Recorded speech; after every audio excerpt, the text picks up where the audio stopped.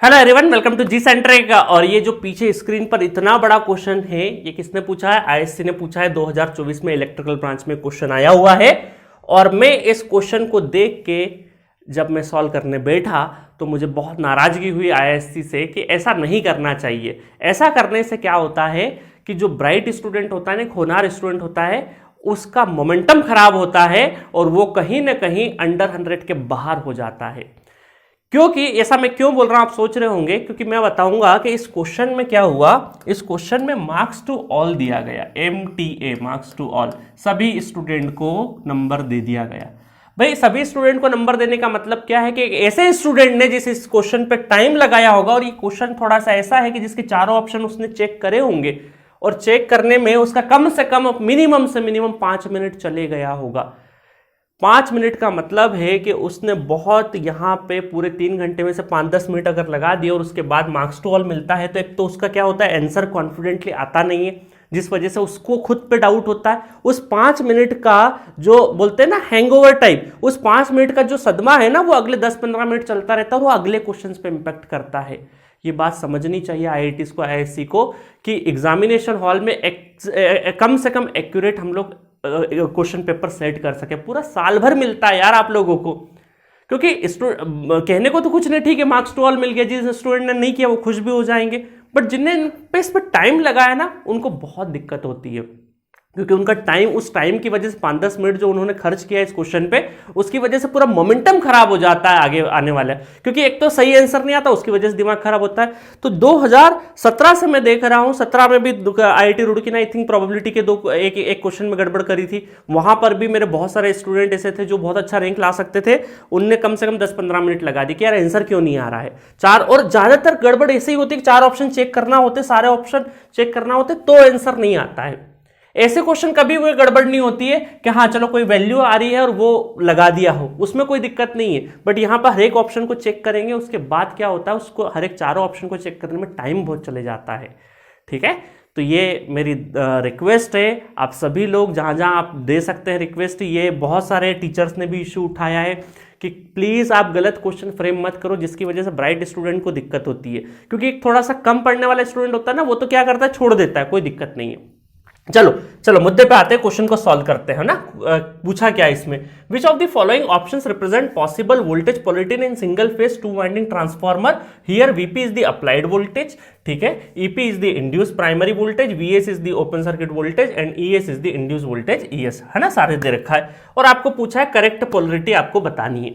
अब देखिए, आप जाएंगे मेरे फुल कोर्स में और लेक्चर नंबर 50 ट्रांसफार्मर का, सिंगल फेज ट्रांसफार्मर का लेक्चर नंबर 50 जरूर देखिएगा। मैंने बहुत खूबसूरत तरीके से ऐसे कई सारे एग्जाम्पल लेके पोलैरिटी मार्किंग के अलग अलग डॉट कन्वेंशंस के क्वेश्चंस करवाए हैं। उन्हीं क्वेश्चंस में से कुछ क्वेश्चन यहां पे उठा के दे दिए हैं। मैं ये नहीं बोल रहा कॉपी पेस्ट है, ऐसा नहीं है, क्योंकि क्वेश्चन पॉसिबिलिटी वही बनती है, इसके अलावा बन नहीं सकती। ऐसा नहीं बोलो मैंने पढ़ाया, तो कोई भी पढ़ाएगा तो वही पढ़ाएगा। ठीक है, तो लेक्चर नंबर 50 में मैंने बहुत अच्छे से बताया है कि एक इनपुट साइड से पहले प्राइमरी वाइंडिंग क्या करती है, एनर्जी लेती है, उसको इलेक्ट्रिकल एनर्जी लेके मैग्नेटिक एनर्जी में कन्वर्ट होता है, फिर सेकेंडरी मैग्नेटिक एनर्जी लेते हैं, वापस से इलेक्ट्रिकल एनर्जी के फॉर्म में डिलीवरी होती है ना। तो वहां सारा का सारा मैंने बताया। और एक दो चीज मैंने हाईलाइटिंग के तौर पे बता देता हूं कि जो डॉट है वो प्लस जहां है, जहां चाहे वहां रा है, जहां पॉजिटिव होगा वहां डॉट लगाते हैं। और एक चीज और ध्यान रखना कि अगर प्राइमरी में इनकमिंग है ना, एंटरिंग पोलैरिटी है, तो सेकेंडरी में क्या होगा, लिविंग पोलैरिटी होना चाहिए। पूरा का पूरा मैंने कॉन्सेप्ट वहां पे आपको पढ़ाया है। तो चलिए, यहां पर क्या होता है कि ये जब सारे डॉट वगैरह लगाते हैं ना, तो एक चीज का आपको ध्यान रखना है कि डॉट वहां लगेगा जहां पॉजिटिव साइन है, पहली चीज। दूसरा है कि आपका जो सेकेंडरी फ्लक्स है, प्राइमरी में जो भी फ्लक्स बने, जो सेकेंडरी में फ्लक्स बनेगा वो अपोजिंग होना चाहिए। क्या होना चाहिए, अपोजिंग। अगर ये क्लॉकवाइज है तो ये एंटी क्लॉकवाइज होना चाहिए, ये एंटी क्लॉकवाइज है तो वो क्लॉकवाइज होना चाहिए। मतलब यहां जो भी फ्लक्स बनेगा, वो ये फ्लक्स जो भी सेकेंडरी में क्रिएट होगा वो अपोजिट होना चाहिए। और ये किस पे डिपेंड करेगा कि ये क्लॉकवाइज या एंटी क्लॉकवाइज होगा, सेंस ऑफ वाइंडिंग पे, कि वाइंडिंग का रैपअप किस तरीके से, ऐसे रैप किया है या ऐसे रैप किया है। ठीक है, सेंस ऑफ वाइंडिंग का बहुत इंपॉर्टेंस है। तो ये क्वेश्चन बनाते टाइम पर सेंस ऑफ वाइंडिंग का ध्यान नहीं रखा गया। अगर हम पहली नजर में देखें कि डॉट और पॉजिटिव से देखें थोड़ी देर के लिए, तो ये जो सप्लाई का पोलरिटी होना चाहिए वही इंड्यूस ईएमएफ का पोलरिटी होना चाहिए। तो प्लस माइनस माइनस प्लस, ठीक है, तो ये ऑप्शन तो हमारे माइनस प्लस है ना, ये ऑप्शन तो वैसे ही नलीफाई हो गए। प्लस माइनस इसको ओके रखते हैं, प्लस माइनस माइनस प्लस ये भी। तो ए और डी तो हम सीधे सीधे तौर पर नेग्लेक्ट कर देते हैं, ठीक है। दूसरा देखते हैं यहां पर कि माइनस प्लस एक जैसी पोलरिटी है, ठीक है, इधर भी एक जैसी पोलरिटी, ठीक है, कोई दिक्कत नहीं है। यहां पर देखें प्लस माइनस प्लस माइनस, मतलब वोल्टेज का, सप्लाई वोल्टेज का और इंड्यूस ईएमएफ का और सेकेंडरी वोल्टेज का जो पोलरिटी वो एक जैसा दिखना चाहिए। ऊपर ऊपर प्लस है, नीचे नीचे नेगेटिव है, या फिर नीचे नीचे ऊपर ऊपर नेगेटिव है, नीचे नीचे प्लस है, इतना पता होना चाहिए, ठीक है, इतना होना चाहिए। चलो, तो इस हिसाब से दो ऑप्शन तो हमारे एलिमिनेट हो गए। बचा कौन सा, बी और सी ऑप्शन बचा हुआ। अब यहां पर अगर हम देखें कि डॉट कहां लगा हुआ है, तो यहां पर तो डॉट निगेटिव पे लगा हुआ है, ठीक है, और यहां पर क्या है, पॉजिटिव पे लगा है। तो यहां पर डॉट के हिसाब से ये ऑप्शन हमारा एलिमिनेट हो जाता है, और डॉट की पहली नजर से देखें तो बी ऑप्शन हमें करेक्ट मिलता है। और बहुत सारे स्टूडेंट बी ऑप्शन लगा के भी आए कि भाई डॉट है अगर पॉजिटिव पे और यहां पर पॉजिटिव पे डॉट है तो ठीक है, क्योंकि यहां से आपका क्या हुआ, फ्लक्स एंटरिंग हुआ, करंट एंटरिंग हुआ, और यहां से क्या हो जाएगा, लीविंग हो जाएगा। मैंने बताया ना कि अगर प्राइमरी पे क्या होना चाहिए, एंटरिंग पोलरिटी, और इस पे क्या होना चाहिए, इट शुड बी लीविंग, है ना, या फिर उल्टा वाइस वर्सा भी चलेगा। बट क्योंकि सप्लाई साइड प्राइमरी पे ही होती है तो जनरली हम लोग एंटरिंग यहां से देखते हैं और लिविंग यहां से देखते हैं। तो ये एंटरिंग और लिविंग। अब ये एंटरिंग लिविंग अगर नहीं समझ में आ रहा है तो आपने मेरा शायद नेटवर्क का भी क्लास अटेंड नहीं किया होगा, जहां पर हमने एक मेहमान को बिठा के, है ना, आपके घर के दरवाजे पे आया है मेहमान, गेस्ट बना के, और एंटरिंग और लिविंग हमने देखा था, बहुत प्यारे तरीके से एग्जाम्पल से देखा था, है ना, मैंने मशीन में भी पढ़ाया है सारी चीजें। तो इस हिसाब से पहली नजर अगर हम लोग डॉट और प्लस को ध्यान में रख के देखें और सप्लाई साइड और इंड्यूस ईएमएफ की पोलरिटी का ध्यान में रख के देखें तो सिर्फ बी ऑप्शन करेक्ट हो जाता है। बट इस बी ऑप्शन के मार्क्स टू ऑल क्यों दिया गया सर? अगर ये सर बी आई गया था तो ये अधूरी इंफॉर्मेशन। अब हमें ये भी चेक करना होगा कि क्लॉकवाइज और एंटी क्लॉकवाइज इसका जो फ्लक्स और इसका फ्लक्स एक दूसरे के क्या होना चाहिए, अपोजिंग होना चाहिए। तो देखो यहां पर इसमें अगर मैंने एंटर किया थी पीछे की साइड से होते हुए इस तरीके से जाएगा, पीछे की साइड से होते हुए ये इस तरीके से, है ना, गया वापस आया। तो फ्लक्स अगर देखें तो इस तरीके से चार फिंगर इसके करंट की उसमें रखते हैं, थंब क्या दिखाता है हमें, फ्लक्स का डायरेक्शन दिखाता है, ये फ्लक्स। अब क्या होना चाहिए इसमें, लॉजिक के हिसाब से हमारा जो फ्लक्स बनना चाहिए वो अपोजिंग बनना चाहिए। अपोजिंग बनने के लिए आपका जो क्या होना चाहिए, करंट कुछ इस डायरेक्शन में होना चाहिए। करंट क्या होना चाहिए, इस डायरेक्शन में होना चाहिए। करंट क्या होना चाहिए, इस डायरेक्शन में होना चाहिए। और करंट इस डायरेक्शन में होगा तभी फ्लक्स अपोज है। बट यहां पर आप देखो कि हमने जो करंट है वो बाहर निकलते हुए हो रहा है ना, बाहर निकलते हुए हो रहा है। तो यहां पर ये चीज क्या हो रही है, सेंस ऑफ वाइंडिंग गड़बड़ है। यहां पर जो सेंस ऑफ वाइंडिंग है वो आपकी क्या है, गड़बड़ है। ये मैं हटा देता हूं, भी ये गड़बड़ है ना, सेंस ऑफ वाइंडिंग जो है वो आपकी गड़बड़ है, क्योंकि आपका जो लिविंग हो रहा है वो नेगेटिव टर्मिनल से हो रहा है, जबकि वो कहां से होना चाहिए, पॉजिटिव से होना चाहिए।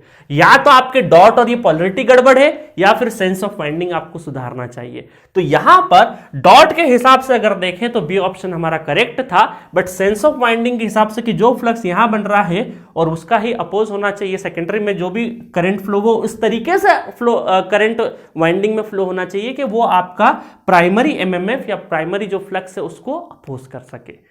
ठीक है, तो यहां पर क्या हुआ, सेंस ऑफ वाइंडिंग की वजह से बी ऑप्शन भी क्या हो गया, इनकरेक्ट हो गया। इस वजह से यहां पे जब चैलेंज किया गया तो इसको मार्क्स टू ऑल में कन्वर्ट करना पड़ा। समझ में आया पूरा का पूरा कहानी? तो ये मैंने बहुत अच्छे से लेक्चर नंबर 50 में मशीन में बहुत डिटेल वर्जन में आपको समझाया और बहुत प्यारे तरीके से। ये जिसने भी लेक्चर अटेंड किया होता तो ये क्वेश्चन करेक्ट कर लेते। बट क्या हुआ, अब देखो क्या एक स्टूडेंट ने ये भी चेक किया होगा, ये भी किया होगा, ये भी किया होगा, फिर सेंस ऑफ वाइंडिंग वगैरह में भी किया, क्योंकि आप यहाँ तो मैं बड़े प्यारे तरीके से बने बनाए डायग्राम में स्मार्ट बोर्ड पे कर दे रहा हूँ, बट वहां पे तो किसी स्टूडेंट ने ड्रॉ किया होगा ना, हर एक ऑप्शन को कॉपी में ड्रॉ करके देखा होगा ना, और ड्रॉ करके आपने जो स्क्रैपल पैड दे रखा है उस पर आपने ये जब डायग्राम ड्रॉ किया, फिर सेंस ऑफ वाइंडिंग देखी होगी, तो कम से कम 5-7 मिनट वेस्ट हुए होंगे। और उसके बाद भी जब वो सेंस ऑफ फाइंडिंग में गड़बड़ कर रहा होगा, एग्जामिनेशन हॉल को इमेजिन करो स्टूडेंट के दिमाग में क्या चल रहा होगा। यहां तो मैं बहुत प्यारे तरीके से बता दे रहा हूं कि एमटीए है क्योंकि मेरे पास बहुत घर में बैठ के कर रहा हूं, बट एक स्टूडेंट जब एग्जामिनेशन हॉल में बैठा है तब वो वहां पे देख रहा है, अच्छा उसे डाउट हुआ कि यार ये ऑप्शन तो गड़बड़ लग रहा है सेंस ऑफ फाइंडिंग का, तो फिर जान करके मतलब वो मजबूरन होके ये वाला ऑप्शन भी फिर से दोबारा चेक करता है, फिर ये भी करता है, फिर ये भी करता है, फिर उसे कुछ समझ नहीं आता कि यार पता नहीं कहां सेंस ऑफ फाइंडिंग है। तो इसका मतलब क्या हो रहा है कि भाई एक ऐसा स्टूडेंट जो ज्यादा मेहनत करके ज्यादा पढ़ाई करके आया तो क्या उसके लिए डिसएडवांटेजेस हो गया है, तो कि किसी स्टूडेंट ने सिर्फ डॉट चेक करके आंसर लगा दिया उसका सही हो गया, किसी ने बेचारे ने सेंस ऑफ फाइंडिंग देखी तो उसकी तो क्या हो गई, उसने क्या गलती कर दी कि ज्यादा पढ़ाई कर ली है कि सेंस ऑफ फाइंडिंग का भी लगा दिया तो सर फिर तो ऑप्शन ही मैच नहीं कर रहे, और वो भरोसा कर रहा है कि भाई आईआईटी का पेपर है, गेट में कम गड़बड़ होती है, कोई दिक्कत नहीं है। अभी कोई स्टेट का पेपर होता तो ज्यादातर स्टूडेंट के दिमाग में यही होता है, अरे ये तो इसमें गड़बड़ी होगी, कोई दिक्कत नहीं, देख लेंगे। बट एटलीस्ट हमारी जो प्रतिष्ठित संस्था है आईआईएससी बेंगलोर, यार इंडिया के top most colleges world wide भी आईआईएससी को बहुत ऊपर रखा जाता है। ये कोई लोअर आईआईटी भी करता गड़बड़ तो हम मानते, बट लोअर आईआईटी को चांस मिलता नहीं, 7 जो हमारे ओल्ड आईआईटी से वही पेपर सेट करते हैं। बट आप देखो एग्जामिनेशन हॉल में बहुत सारे स्टूडेंट को गड़बड़ हुई है इस चीज की, क्योंकि उनका टाइम भी गया और जब वो अगले क्वेश्चन पे है तो उनके दिमाग में यार पता नहीं बनता हुआ कॉन्सेप्ट क्यों नहीं आया, क्यों आंसर नहीं आ रहा, तो वो हो सकता है कई सारे स्टूडेंट 15-15 20-20 मिनट लगा देते हैं, अब वो धीरे से दे देते हैं मार्क्स टू ऑल, अब उस बच्चे का बहुत नुकसान होता है, तो बहुत बुरा लगता है यार। ठीक है गाइस, ठीक है, एनीवेज अब क्या कर सकते, जो हो गया हो गया। लेक्चर नंबर 50 जरूर देखिएगा, और पूरा का पूरा इलेक्ट्रिकल मशीन पढ़ना होता है अगर आपको बहुत अच्छे से तो 250 लेक्चर में हमने 300 प्लस क्वेश्चन में पूरा electrical machine A to Z सब किया है, और कॉम्पैक्टनेस दिया है। ऐसा नहीं कि भर भर के बहुत कुछ फैला फैला के चीज़ें पढ़ाई है, जो आपको एग्जामिनेशन में हेल्प करता उसी तरह का कंटेंट पढ़ाया है, और बहुत ही 30-30 मिनट के जो लेक्चर साइज है बहुत इंजॉय करोगे।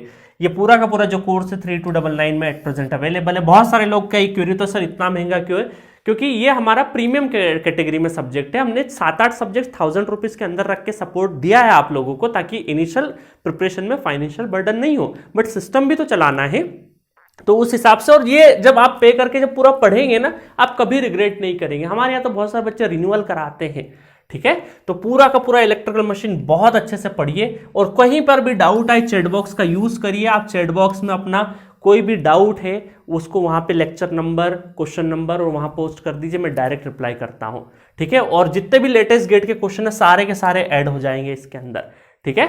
तो मिलेंगे नेक्स्ट क्वेश्चन में, नेक्स्ट वीडियो में। Okay, thank you.